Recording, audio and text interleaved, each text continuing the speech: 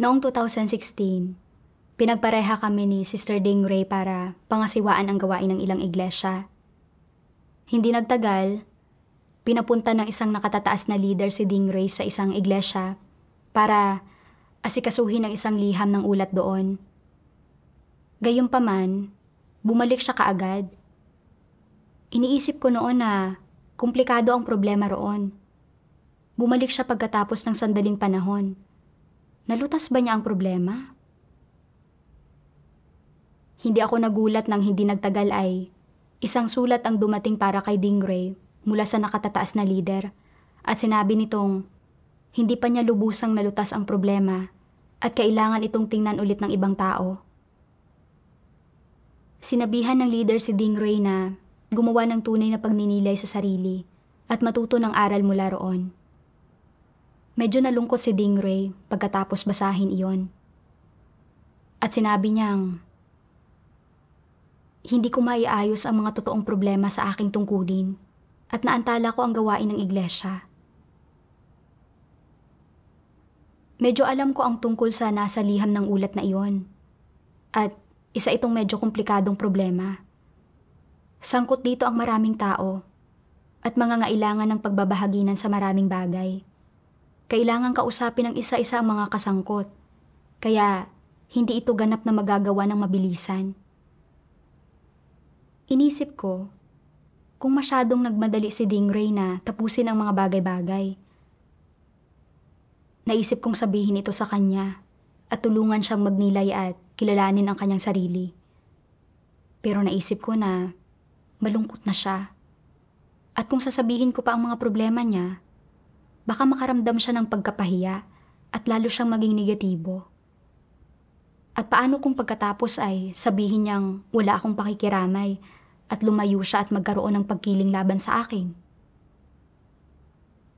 Bago pa lang kaming magkapareha, kaya mahirap magkasundo kung magkaroon ng tensyon ang mga bagay sa pagitan namin. Sa panahong gaya niyon, kung magsasabi ako ng ilang nakagiginhawa at nakahihikayat ng mga bagay, mararamdaman niyang maunawain ako at madaling pakisamahan. Kaya inaloko siya at sinabing, napaka-normal lang sa atin ang magkamali at mabigo minsan sa ating gawain. Huwag mo masyadong pahirapan ang sarili mo. Noong bago pa lang ako sa pangangasiwa ng mga liham ng ulat, mas malala ang mga kabiguan ko kaysa sa iyo. Pagkatapos, sinabi ko sa kanya ang tungkol sa aking mga karanasan sa pagkabigo sa aking gawain. Kaagad na nawala ang pag-aalala sa kanyang mukha at masaya niyang sinabing, nag-alala ako kung anong iisipin mo sa akin. Hindi ko akalaing malambing na tao ka pala. Natuwa talaga ako sa sarili ko nang marinig ko ang kanyang sinabi. Pakiramdam ko, mayroon akong mabuting pagkatao at maunawain ako. Isang beses, sinabi sa akin ni Dingray kung paanong siya at ang isang kapatid ay hindi makagawa ng maayos ng magkasama. Palagi niyang ikinikwento ang mga problema ng kapatid na iyon at parang galit na galit siya kapag ikinikwento niya ang tungkol dito. Napansin kong masyado niyang inaanalisa ang mga bagay-bagay at wala siyang kamalayan sa sarili. Naalala ko noong narinig ko ang sinabi ng leader noon tungkol sa hindi nila pagkakasundo. May mapagmataas na disposisyon iyong isang kapatid, pero hilig ni Dingray na masyadong inaanalisa ang mga tao at mga bagay-bagay at kapag may mga bagay na dumarating, hindi niya tinatanggap na mula sa Diyos ang mga iyon. Sisimangot siya at hindi papansinin kung sino mang nakatapak sa kanyang dangal. Hindi niya tinalakay ang gawain kasama sila at inilabas ang galit niya sa pamamagitan nito na nagpaantala sa pag-usad nito. Nagbahagi ang leader sa kanya, pero hindi siya nagnilay sa sarili o natuto ng anuman tungkol sa kanyang sarili. May ilang problema yung isang kapatid, pero mas malala ang mga problema ni Dingray. Gusto kong sabihin ang kanyang mga problema, pero naisip ko, kung sasabihin ko ito ng walang pagpipigil sa mga salita, sasabihin ba niyang tinatrato ko siya ng hindi patas? Kung gayon, hindi ba mawawala ko ang magandang impresyon niya sa akin? Kaya, sinang-ayunan ko siya at sinabing, may mga problema rin sa ilang bahagi ang kapatid na nakapareha mo. Kalaunan, binago ang tungkulin ni Dingray at nagkaroon siya ng ibang gawain. Nagkaroon ako ng ibang kapareha. Nang makita niya ako, sinabi niyang, nang marinig kong magtatrabaho ako kasama ka, nakaramdam ako ng matinding pressure. Narinig kong may mabuti kang pagkatao at mahusay na nakikipagtulungan sa lahat. Kung hindi matatag ang pagkakapareha natin, ganap akong mabubunyag. Siguradong isa itong problema sa pagkatao ko. Sa sinabi niyang iyon, sa halip na magnilay sa sarili, binati ko lang ang aking sarili. Nadama ko na talagang mayroon akong mabuting pagkatao. At minsan, nakita ako ng isang kapatid na nakapareha ni Dingray at sinabi niyang, siya at ako ay hindi makagawa ng maayos ng magkasama. Pero lagi niyang sinasabi kung gaano kahusay ang pagtatrabaho ninyo ng magkasama. Siguro, talagang tiwali ako. Naisip ko na hindi iyon matanggap ng kayabangan ni Dingray dahil masyadong prangka ang kapatid na iyon. Masyado iyong direkta tungkol sa mga problema ni Dingray. Habang nakikipag-ugnayan kay Dingray, naging mapagparaya at matyaga ako sa kanyang mga problema at hindi nakipagtalo sa kanya. Maagap kong tinalakay ang anumang isyu sa gawain kasama niya at madalas kong hingin ang kanyang mga mungkahi. Pinigil niyon ang anumang salungatan. Hindi nagtagal. Narinig kong sinabi ng leader na medyo mayabang si Dingray at hindi tumatanggap ng mga katotohanan. Hindi siya kailanman gumawa ng maayos kasama ng iba. Pinaalis siya dahil hindi siya nagbago pagkatapos ng pagbabahaginan at hindi siya epektibo sa kanyang tungkulin. Kalaunan, binanggit ng leader ang aking mga problema. Sinabing, bilang isang leader, gaano man katindi ang problema ng isang kapatid, kung hindi mo kailanman sasabihin o pupungusan at ilalantad ang mga ito, kundi lagi mong palalayawin ang iyong mga relasyon, pagiging irresponsable iyan sa iyong gawain. Ganoon ka kay Dingray dati. Hindi siya makapagtrabaho ng maayos kasama ng iba, pero masaya siyang makatrabaho ka. Sinasabing maalalahanin at maunawain ka. Dapat pagnilayan mo ito. Pagkatapos, sinabi ng isa pang leader, positibo ang mga paghusga ng lahat sa iyo nitong nakaraan. Sinasabing maunawain at kaaya-aya ka. May lugar para sa iyo sa puso ng bawat tao at hindi sila naghahanap ng mga katotohanan sa mga bagay. Iyan ang problema sa iyo. Sa pagtatrabaho sa ganitong paraan, hindi mo dinadakila ang Diyos at nagpapatotoo sa Kanya. Nahirapan ako noong una. Napaluha. Nakaramdam na ginawan ako ng mali at nagdahilan sa aking puso. Nagsasabi ng magagandang bagay tungkol sa akin ng iba na nangangahulugang may mabuti akong pagkatao at madali akong pakisamahan. Paano nila nasabing may problema ako? Pagkatapos ay pinaalalahanan din ako ng aking kaparehang kapatid para magnilay sa aking sarili ng kaunti. Kaya sa wakas ay nanalangin ako sa Diyos ng mapayapa. Humiling sa Kanya na bigyan ako ng liwanag para makilala ko ang aking sarili. Kalaunan, binasa ko ang 2 sipi ng mga salita ng Diyos na nagsabing, kapag nakikipag-ugnayan ka sa mga kapatid, dapat mong ilahad ang puso mo sa kanila at magtapat sa kanila para maging kapakipakinabang ito sa iyo.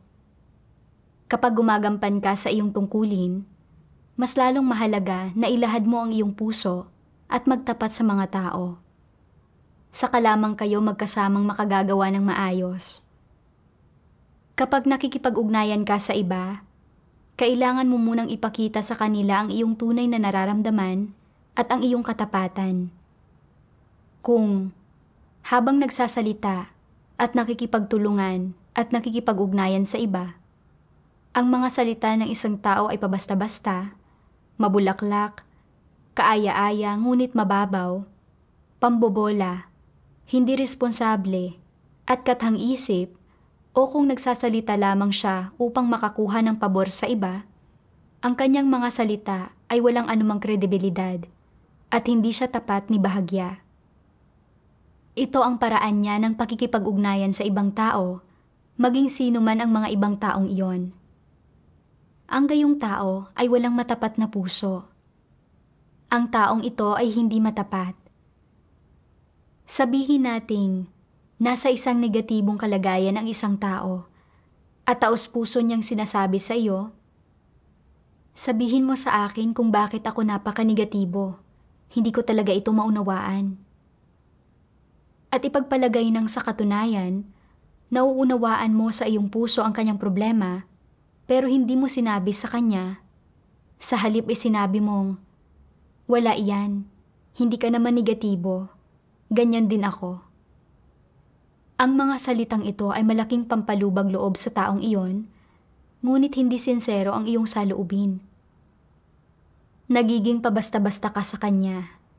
Kaya, para mas maging komportable at magaan ang loob niya, umiwas ka sa pagsasalita ng matapat sa kanya. Hindi ka masigasig na tumutulong sa kanya at diretsahang inihahayag ang kanyang problema para maalis niya ang pagiging negatibo. Hindi mo nagawa ang nararapat gawin ng isang matapat na tao. Para lamang maalo siya at para matiyak na walang pagkakalayo o hindi pagkakasundo sa pagitan ninyo, naging pabasta-basta ka na lang sa kanya. At hindi ito ang pagiging isang matapat na tao.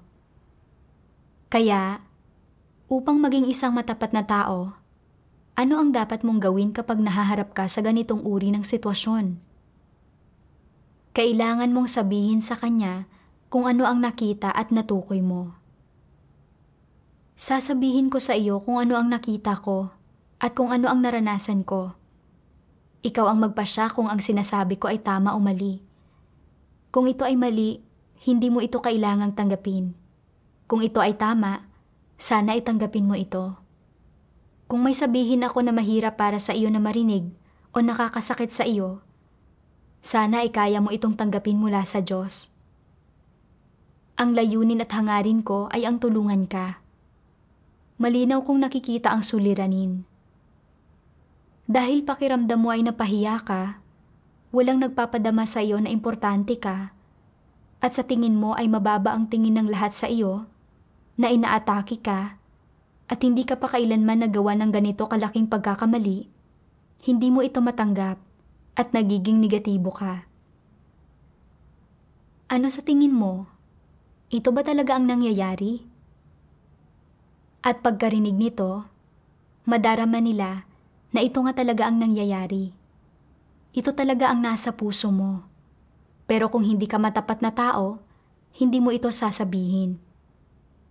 Ang sasabihin mo, madalas din akong maging negatibo. At kapag narinig ng taong ito na ang lahat ay nagiging negatibo, iisipin niya na normal lang para sa kanya na maging negatibo at sa huli, hindi niya aalisin ang pagiging negatibo. Kung ikaw ay isang matapat na tao at tinutulungan mo siya ng may matapat na saloobin at matapat na puso, matutulungan mo siyang maunawaan ang katotohanan at maisantabi ang kanyang pagiging negatibo. Maraming di umano'y mabubuting tao sa mundo na nagsasalita ng matatayog na salita. Bagamat sa panlabas, tila hindi sila nakagawa ng anumang malaking kasamaan, ang totoo ay labis silang mapanlinlang at hindi maaasahan. Napakahusay nilang sumunod sa agos. Magaling silang magsalita. Sila ay huwad na mabubuting tao at mapagkunwari. Nagpapanggap lamang silang mabuti. Ang mga taong walang pinapanigan sa mga usapin, ang mga pinakatusong tao sa lahat. Wala silang sinasalungat. Mahusay at matatas sila. Sa lahat ng sitwasyon ay magaling silang magkunwari na nakikiayon sila.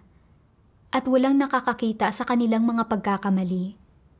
Para silang mga buhay na satanas. Mula sa mga salita ng Diyos, natutunan ko na kung magsasabi lang ako ng mga bagay na sumusuporta at nagbibigay puri sa mga pakikasalamuha ko sa iba, at hindi ko sasabihin ang mga problemang nakikita ko, hindi iyon tunay na pagtulong sa kanila at hindi sila ganap na makikinabang doon. Sinasabi ng Diyos na ang pananatili sa gitna, pagiging tusong tagapagpalugod sa mga tao, iyan ay pagpunta kung saan man umiihip ang hangin, pagpapasaya sa lahat, at hindi pananakit kanino man. Ito ay pagiging isang buhay na satanas. Sa pagninilay sa sarili kong pag-uugali, nakita kong ako ang eksaktong uri ng tao na isiniwalat ng Diyos. Nang hindi nilutas ni Dingray ang liham ng pag-uulat na iyon at kinailangang ulitin ang gawain, alam ko na dahil ito sa kagustuhan niyang makabalik kaagad. Dapat, itinuro ko sa kanya ang problema niya at tinulungan siyang magnilay sa kanyang sarili. Pero natakot akong sabihin niya na wala akong konsiderasyon at walang pagkatao. Kaya, nagsabi ako ng ilang salitang nakakapagpalakas ng loob at nagkwento pa ako tungkol sa aking mga kabiguan para aluin siya. Pagkatapos kong sabihin ang lahat ng iyon, hindi na siya nabahala pa at hindi na masyadong nagnilay sa tiwali niyang disposisyon. Ayos lang na magsama ng mga personal na karanasan sa pagbabahaginan para tulungan ng iba. Pero dapat na pangunahing gamitin ng isang tao ang mga kabiguan at kaalaman niya sa sarili para gabayan ng iba na magnilay at matuto tungkol sa kanilang mga sarili. Pero, hindi iyon ang sinusubukan kong makamit sa pagbabahagi ko ng mga personal kong kabiguan. Ang layunin ko ay pagaanin ang loob ni Dingray para maramdaman niyang lahat ay pare-parehong tiwali at normal lang ang mga pagkakamali. Banayad na nagbigay daan iyon para labis niyang paunlakan ang kanyang sarili. Hindi ito pagpapatotoo sa Diyos, kundi isang panlilihis sa Kanya.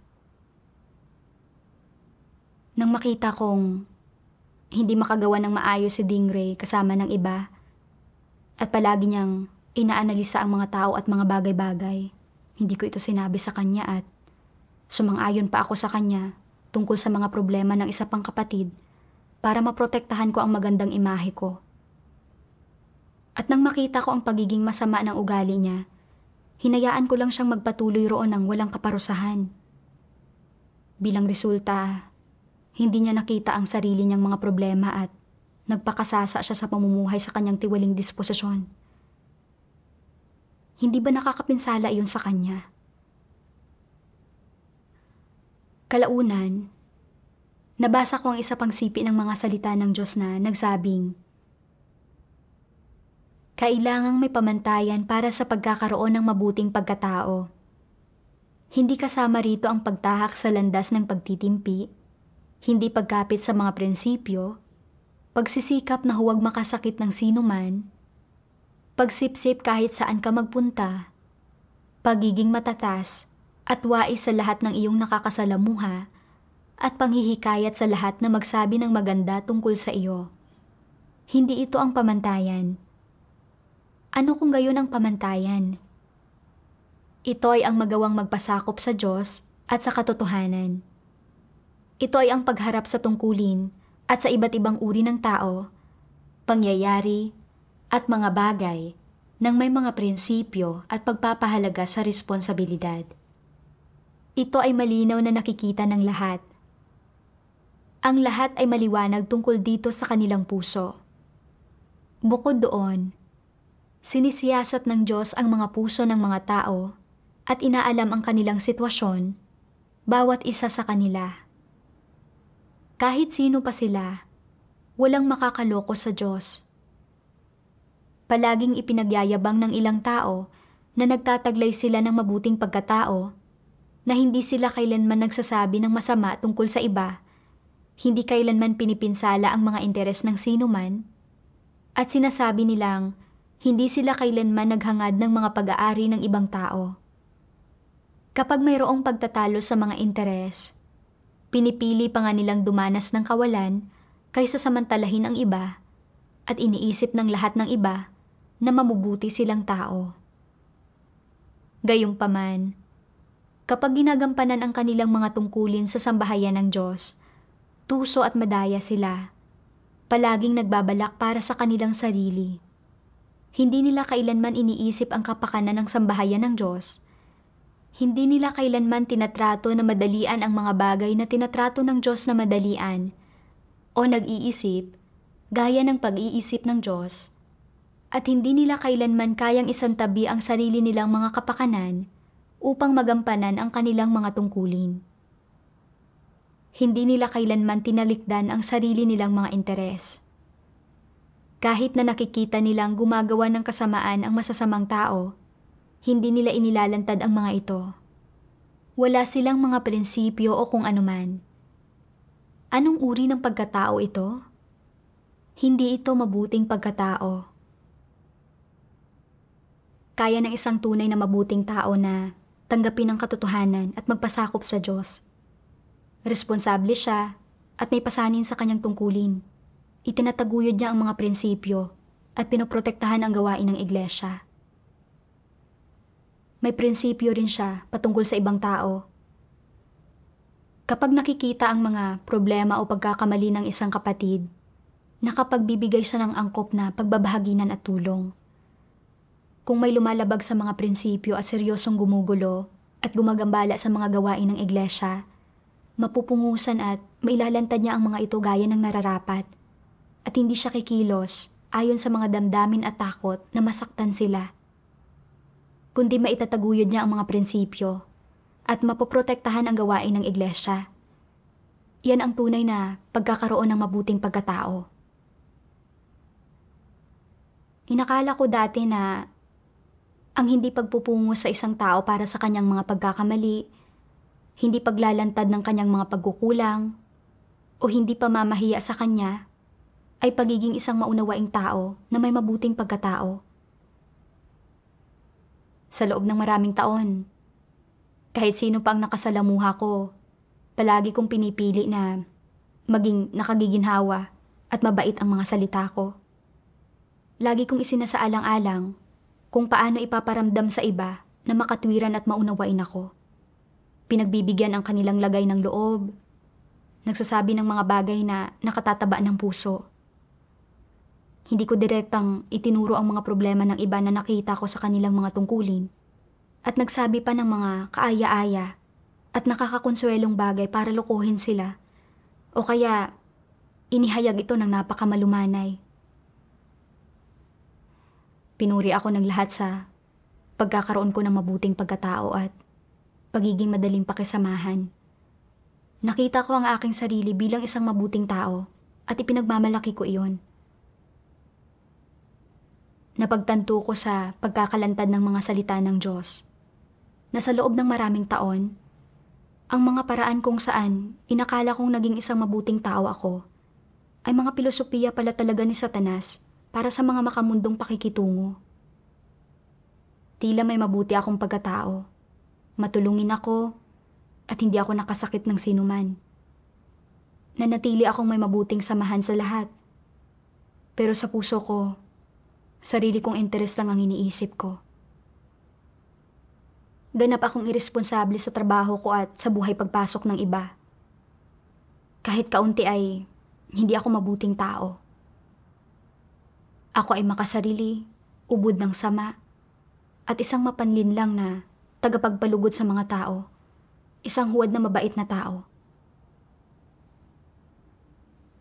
Sa pag-iisip kung paano ko ipinagmamalaki dati ang pagkakaroon ko ng mabuting pagkatao at pagturing ko sa sarili ko na isang mabuting tao, talagang walang-wala akong kahihiyan.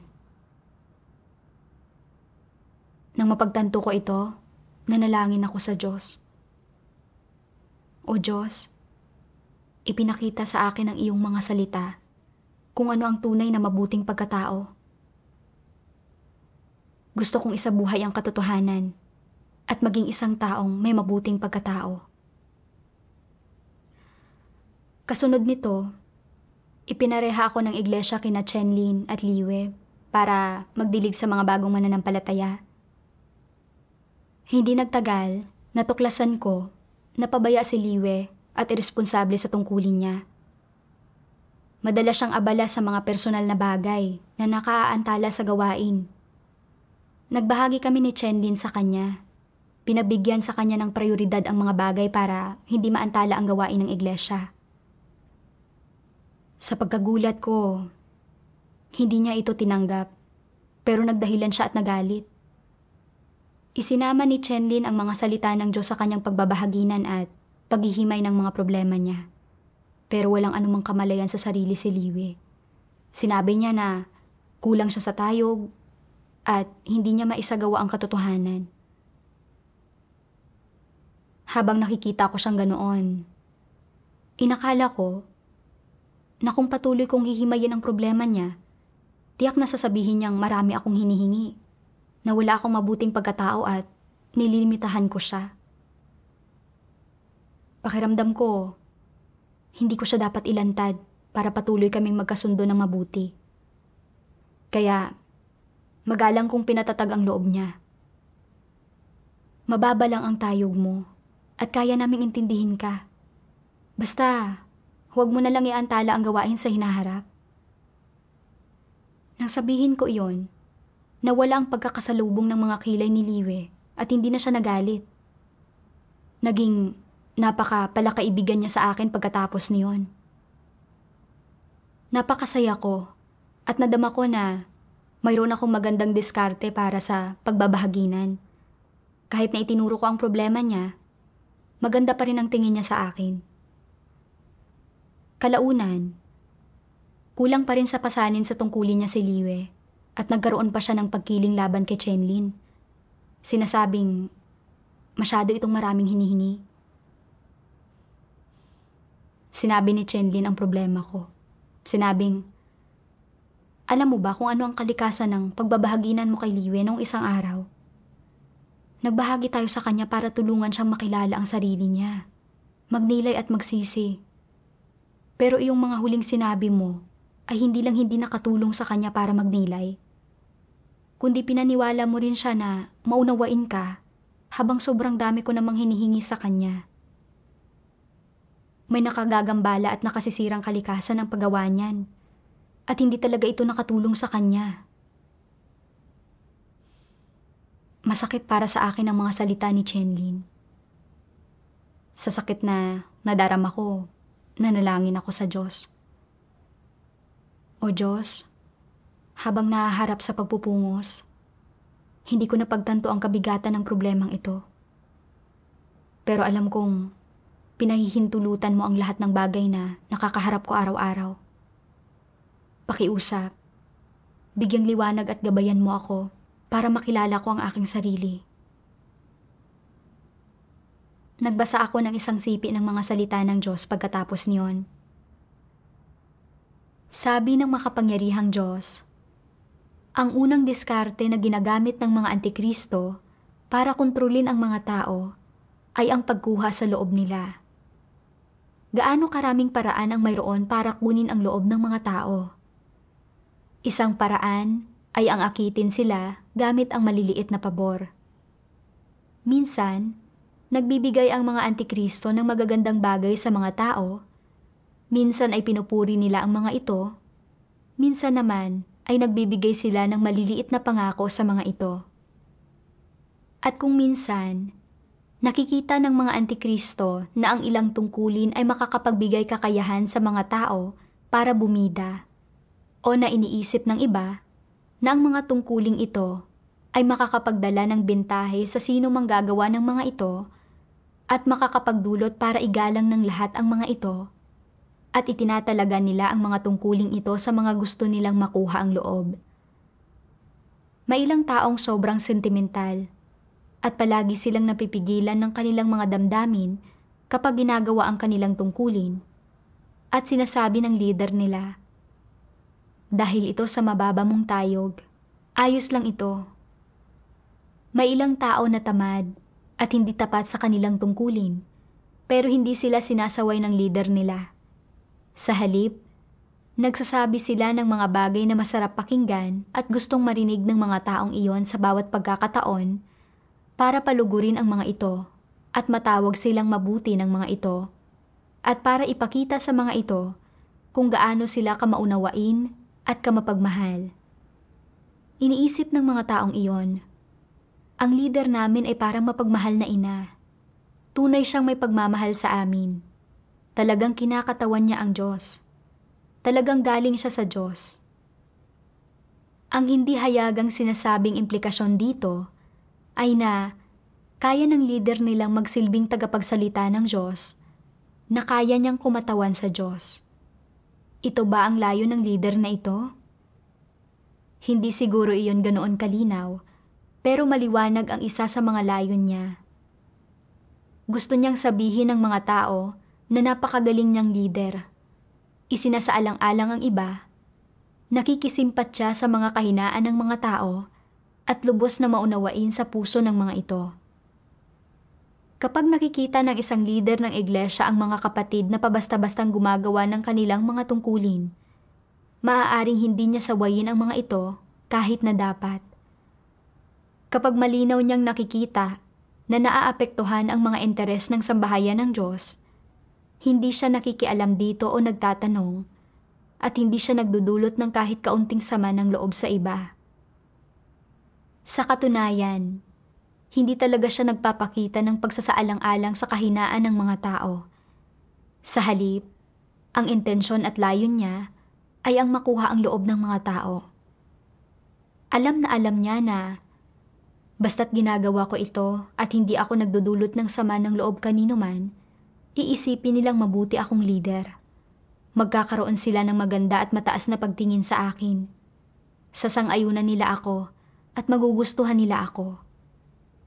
Wala siyang pakialam kung gaano kalaking pinsala ang nagawa sa mga interes ng sambahayan ng Diyos o kung gaano kalaking mga kawalan ang naidulot sa buhay pagpasok ng mga hinirang ng Diyos o kung gaanong labis na nagambala ang buhay iglesia niya. Patuloy lang siya sa kanyang satanikong pilosopiya at hindi nagdudulot ng sama ng loob sa sinuman. Walang anumang paninisi sa sarili sa puso niya. Kapag may nakita siyang isang taong nagdudulot ng mga pagkagambala at panggugulo, sa pinakahigit ay maaari niya itong kausapin tungkol dito, paliliitin ang issue, at pagkatapos ay hindi na niya ito pakikialaman. Hindi siya magbabahagi tungkol sa katotohanan o tutukuyin ang diwa ng problema sa taong iyon, lalong hindi niya hihimayin ang kalagayan niyon at hindi siya kailanman magbabahagi tungkol sa kung ano ang mga layunin ng Diyos. Hindi kailanman inilalantad o hinihimay ng isang huwad na lider ang mga pagkakamaling kadalasang ginagawa ng mga tao o ang mga tiwaling disposisyong madalas ibinubunyag ng mga ito. Wala siyang nilulutas na anumang totoong mga problema, kundi sa halip ay palaging kinukonsinti ang mga maling gawi at pagpapakita ng katiwalian ng mga tao. At gaano man kanegatibo o kahina ng mga tao, hindi niya ito sineseryoso. Nangangaral lang siya ng ilang salita at doktrina at nagsasabi ng ilang salita ng panghihikayat para harapin ang sitwasyon sa isang pabasta-bastang paraan. Sinusubukang panatilihin ang pagkakasundo. Dahil dito, hindi alam ng mga hinirang ng Diyos kung paano pagnilayan at kilalanin ang kanilang sarili. Walang resolusyon sa anumang ibinubunyag nilang mga tiwaling disposisyon at namumuhay sila sa gitna ng mga salita at doktrina, kuro-kuro at imahinasyon nang walang anumang buhay pagpasok. Naniniwala pa sila sa kanilang puso na mas malawak pa nga ang pangunawa ng aming leader sa mga kahinaan namin kaysa sa Diyos. Masyadong maliit ang aming tayog upang makatugon sa mga hinihingi ng Diyos. Kailangan lang naming tuparin ang mga hinihingi ng aming leader. Sa pagpapasakop sa aming leader, nagpapasakop kami sa Diyos. Kung dumating ang araw na tanggalin ng itaas ang aming leader, magsasalita kami upang marinig. Upang mapanatili ang aming leader at mapigilang tanggalin siya, makikipagkasundo kami sa itaas at pipilitin silang sumang-ayon sa mga hinihingi namin. ganito namin ipaglalaban ang aming lider. Kapag ang mga tao ay may ganoong mga saloobin sa kanilang puso, kapag nakapagtatag na sila ng ganoong relasyon sa lider nila, at nagkaroon na ng ganitong uri ng pagdepende, pagkainggit, at pagsamba sa puso nila para sa kanilang lider, magkakaroon sila ng higit pang pananalig sa lider na ito at palagi nilang gustong makinig sa mga salita ng lider sa halip na hanapin ang katotohanan sa mga salita ng Diyos. Ang gayong lider ay halos pumalit na sa puwang ng Diyos sa puso ng mga tao. Kung ang isang lider ay handang mapanatili ang ganoong relasyon sa mga taong hinirang ng Diyos, kung nakakaramdam siya ng kasiyahan dito sa puso niya at naniniwala siyang dapat lang siyang tratuhin ng ganito ng mga taong hinirang ng Diyos, kung gayon ay walang pinagkaiba ang lider na ito kay Pablo. Nakatapak na siya sa landas ng isang antikristo at nailihis na ng antikristong ito ang mga hinirang ng Diyos at talagang wala silang pagkakilala. Inilantad ng Diyos ang mga antikristo bilang hindi kapanipaniwala ang pagiging kasuklam-suklam at buktot. Para palakasin ang kanilang lugar sa puso ng iba, hindi nila kailanman sinasaktan ang mga tao. Kung may napapansin silang lumalabag sa mga prinsipyo, hindi nila ibinahagi ang katotohanan para malutas ang problema o inilantad at inihinto ito. Sa halip, nagsasalita sila ng magagandang bagay para makuha ang suporta ng iba, para magustuhan sila ng iba, isipin na sila ay mapagmahal, maunawain, at mapagpatawad, habang nilalabanan at inaayawan ang mga salita at mga kinakailangan ng Diyos, at hindi isinasagawa o pumapasok sa mga ito. Dinadala ng mga antikristo ang iba sa kanilang harapan. Nagnilay ako sa kung paanong tulad lamang sa isang antikristo ang kalikasan ng aking mga pagkilos. Maliwanag kong nakita ang mga pagkakamali sa mga tungkulin ng mga kapatid, kahit ang ilan na seryoso na at nakaapekto na sa gawain. Kaya dapat na itinuro ko ang mga ito. Sa gayon, makikita nila ang diwa ng problema at ang mga malubhang kahihinatnan nito at kaagad silang magsisisi. Pero natakot akong kapag inilantad ko ang mga problema ng mga tao ay masasaktan sila. Kaya pinagbigyan ko ang kanilang mga laman. Nagsasabi ng mga bagay na masarap pakinggan para makuha ang suporta nila. Habang nakikipagbahaginan at inilalantad ang problema ni Liwe, hindi ako nakipagtulungan kay Chenlin para gabayan si Liwe na makilala ang kanyang sarili. Kundi natakot akong kumiling siya laban sa akin kung magsasalita ako ng mahigpit. Kaya sinang-ayunan ko ang mga damdamin niya, nagpakabait. Dahil doon, nagmukha ako mas mapagmahal kaysa kay Chenlin. Kayang magpatawad at magparaya sa mga kahinaan niya. Dahil dito, hindi natukoy ni Liwe ang sarili niyang mga problema at naging mapanlaban siya kay Chenlin. Ganyan din ako kay Dengray. Nakita ko ang problema niya. Pero sa halip na makipagbahaginan at tumulong, gabayan siyang magnilay at makita ang problema niya, palagi ko siyang pinagbibigyan. Sa ganoong paraan ay hindi ko itinataas o pinatutuhanan ang Diyos sa aking tungkulin. At hindi ko ginagampanan ang aking mga responsibilidad.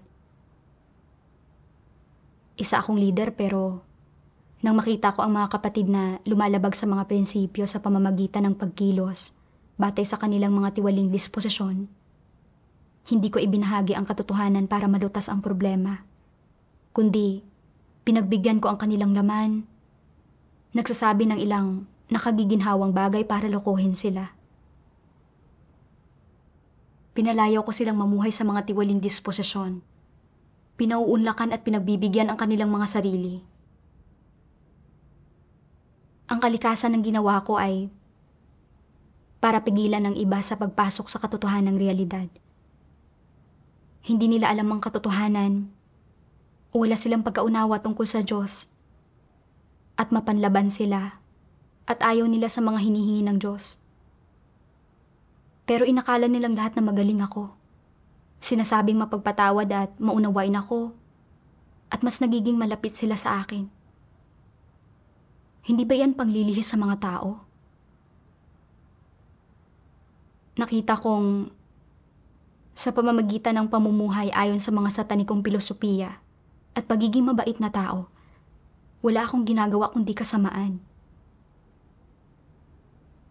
Nagmukhang pinakikitunguhan ko ng maayos ang iba, pero ang totoo, dinadalhan ko ng pinsala ang mga kapatid at inaantala ang gawain ng iglesia. Masyado akong ipokrito. Gumamit ako ng pailalim na taktika para makuha ang paghanga at pagsamba ng iba. Nasa landas ako ng isang antikristo. Sa loob ng mga taong iyon, isinuko ko ang aking pamilya at trabaho para gawin ang mga tungkulin. Nagdusa ako ng kaunti at nagtrabaho rin ng marami. Kailanman ay hindi ko inakalang mapupunta ako sa landas ng isang antikristo. Nabalot ng takot ang puso ko. Mas lalo akong nakaramdam ng pagkaduwal at pagkainis sa sarili ko. Habang lumuluha, nanalangin ako. O Diyos, hinahabol ko ang katayuan at pinoprotektahan ang aking mga relasyon para makuha ang suporta ng iba. Lubhang kasuklam-suklam sa iyo ang disposisyon kong ito. At kung parurusahan ako, iyon ay iyong katuwiran. O Diyos, handa akong magsisi. Kaunting sandali pagkatapos, pabasta-basta pa rin si Liwi sa kanyang tungkulin. At wala siyang nagagawang kahit ano at hindi pa rin siya nagbago pagkatapos ng pagbabahaginan. Sinabi namin sa aming leader ang tungkol sa mga problema niya. Pagkalipas ng ilang araw, dumalo ang leader sa aming pagtitipon at nagbahaginan sa mga problema ni Liwe para matulungan siya. Pero hindi pa rin talaga kilala ni Liwe ang sarili niya. Hiniling ng pinuno sa akin at kay Chenlin na sabihin ang aming mga posisyon. Kung isa sa alang-alang ang sitwasyon, dapat bang tanggalin si Liwe? Medyo nagulat ako sa tanong na ito. Iniisip ko na nakaupo roon si Liwe. Paano ako makapagsasalita? Kung sasabihin ko ang katotohanan at natanggal siya, baka magalit siya sa akin. Pakiramdam ko, dapat hindi ako magsalita. Sa sandaling iyon, nakaramdam ako ng matinding kirot ng pagkakonsensya. Napagtanto ko na muli kong iniisip na protektahan ang lugar ko sa puso ng iba. Nagbanggit ako ng tahimik na panalangin sa Diyos sa puso ko. O Diyos, iniisip ko ang tungkol sa pamumuhay batay sa aking mga satanikong filosofiya.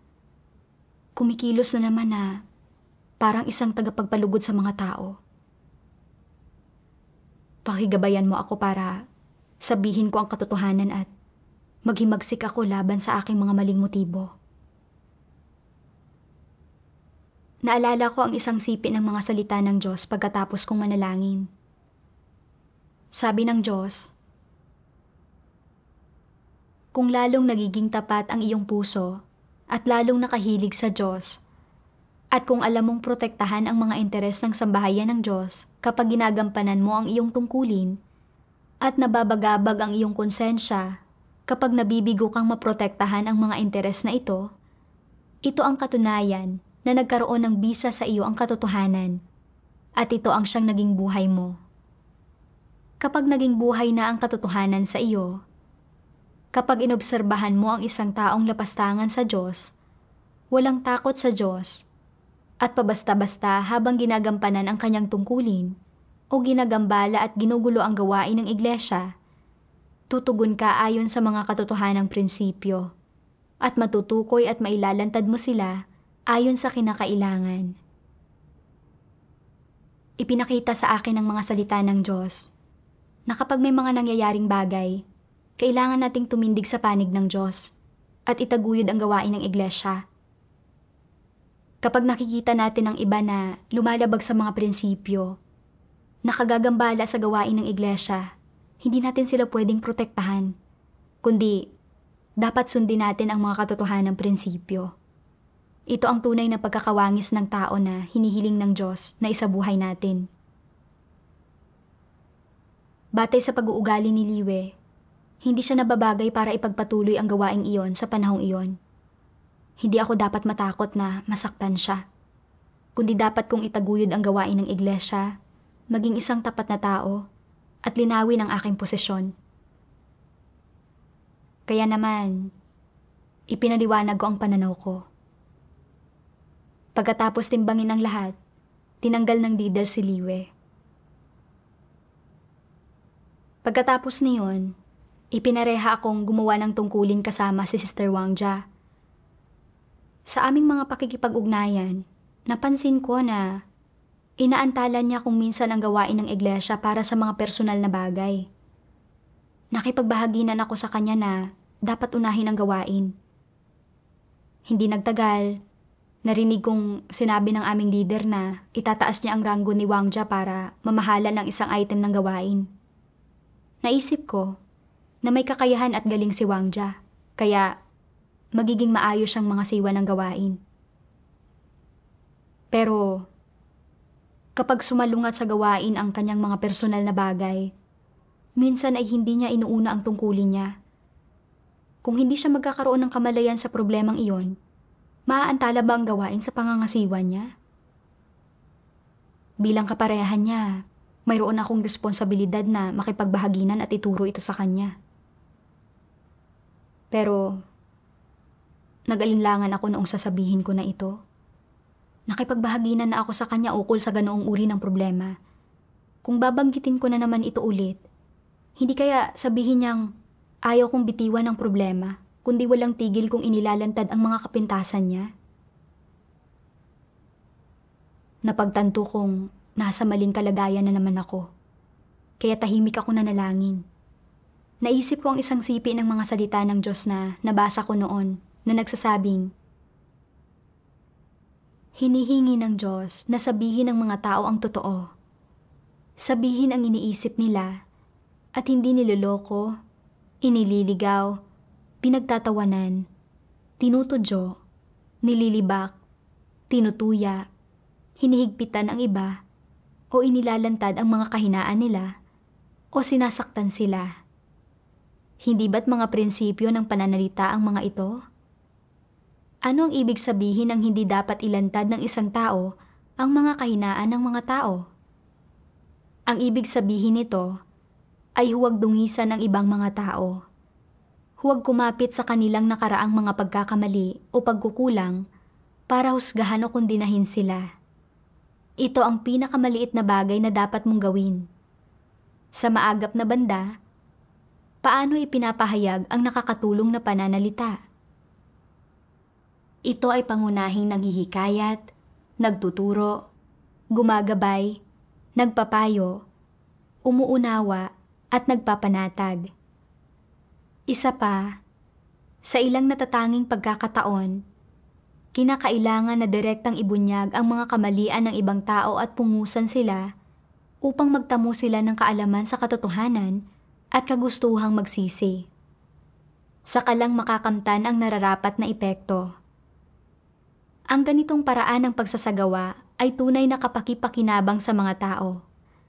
Tunay na tulong ito sa kanila at mapakikinabangan nila ito, hindi ba? At ano, sa kabuuan, ang prinsipyo sa likod ng pagsasalita? Ito iyon. Sabihin ang nasa puso mo at banggitin ang mga tunay na karanasan mo at kung ano talaga ang iniisip mo. Ang mga salitang ito ang may pinakamalaking pakinabang sa mga tao. Tinutustusan ng mga ito ang mga tao. Tinutulungan sila ng mga ito. Positibo ang mga ito. Tumangging sambitin ang mga pekeng salitang iyon. Ang mga salitang iyon na walang pakinabang o hindi nagpapatibay sa mga tao. Maiiwasan nitong mapinsala sila o matisod sila na magsasadlak sa kanila sa pagkanegatibo at magkakaroon ng negatibong epekto. Dapat kang magsalita ng mga positibong bagay. Dapat kang magsumikap na tulungan ang mga tao hanggat kaya mo para makinabang sila, para matustusan sila, para magkaroon sila ng tunay na pananalig sa Diyos. At dapat mong tulutan ang mga tao na matulungan at makinabang ng gusto mula sa iyong mga karanasan sa mga salita ng Diyos at sa paraan ng paglutas mo ng mga problema at magawang maunawaan ang landas ng pagdanas ng gawain ng Diyos at pagpasok sa katotohanang realidad na magtutulot sa kanilang magkaroon ng buhay pagpasok at lumago ang kanilang buhay.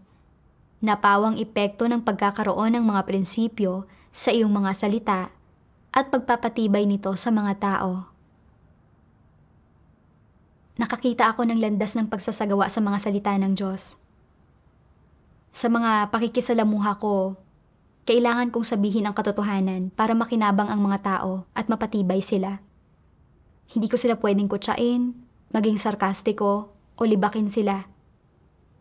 Nauunawaan ko rin na kapag sinasabi ng Diyos na huwag ilantad ang mga kahinaan ng mga tao, tungkol ito sa hindi pagkapit sa kanilang mga pagkakamali o pagkukulang at paghatol at pagkundina sa kanila. Ang pagtuturo at paglalantad ng kanilang mga problema para matuto sila ng isang aral ay hindi paglalantad ng mga kahinaan, kundi mapagmahal na tulong. Hindi kilala ni Wang Jia ang sarili niya, at ang pagtuturo sa kanya ng problema niya ay pagpapaalala at pagtulong sa kanya. Kahit hindi niya agad tinanggap ito at sumama ang tingin niya sa akin, dapat kong itrato ito ng maayos. Hanggat naghahangad siya ng katotohanan, hahanapin niya sa kalaunan ang katotohanan, kikilalanin ang sarili at magbabago. Pagkaunawa ko nito, nakipagbahaginan ako kay Wang Jia sa kanyang problema. Kalaunan, sinabi ni Wang Jia sa isang sanaysay na isinulat niya, "Kung hindi inilantad at hinimay ng kapatid na nakapareha ko ang problema ko, hindi ako magninilay sa aking sarili o makikita ang katindihan ng problema ko, lalong hindi ako magsisisi o magbabago." Nang makitang nagkaroon si Wang Jia ng ganoong pangunawa, nagpasalamat ako sa Diyos sa puso ko. Mga salita ng Diyos ang tumulong sa akin para makita ang tunay na mukha ng pagkilos ko bilang isang mabuting tao, at binago nito ang mali kong pananaw sa paghahangad. Salamat sa Diyos sa kanyang pagliligtas.